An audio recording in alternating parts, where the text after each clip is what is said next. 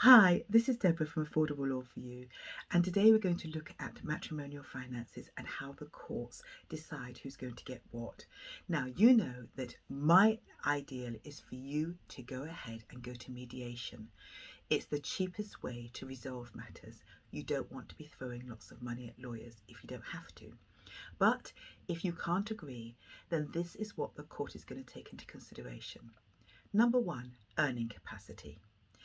Obviously, if somebody has a master's and somebody has no qualifications, then the party which has the master's has a greater earning capacity than the person who has no qualifications and has possibly stayed at home with the children, be that male or female.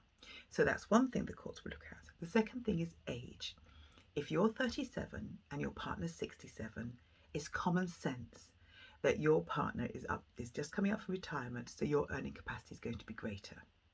The next thing is standard of living. If you've had a certain standard of living during your marriage, then of course the courts will look at that and they'll see if that can be maintained on any level.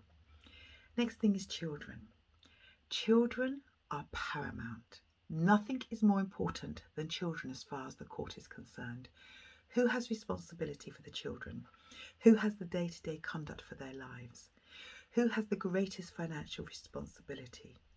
Who has the biggest level of obligations financially and obligations to the children? That is a big thing for the court to consider. Okay? The next is your conduct. If you decide that you're going to act aggressively, be rude, be violent, that you're going to spend money which you know is from the matrimonial pot, or you're going to try and hide money, all those things are going to be taken into consideration by the courts. They're not going to be impressed. As much as possible, try to remain civil. No matter how hurt you are, no matter how angry you are, try to remain civil. Right, now there are another couple which have, I knew that I would forget, so just bear with me a moment, we'll have a little think. Right, that's it. Now, what is your health?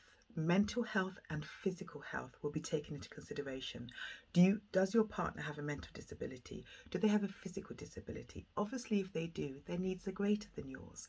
So that's going to be taken into consideration as well. I think I've covered everything. I hope I've covered everything.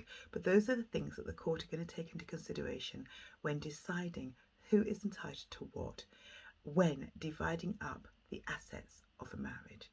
Okay, I hope that's helped a little bit, and I hope that you can resolve everything through mediation.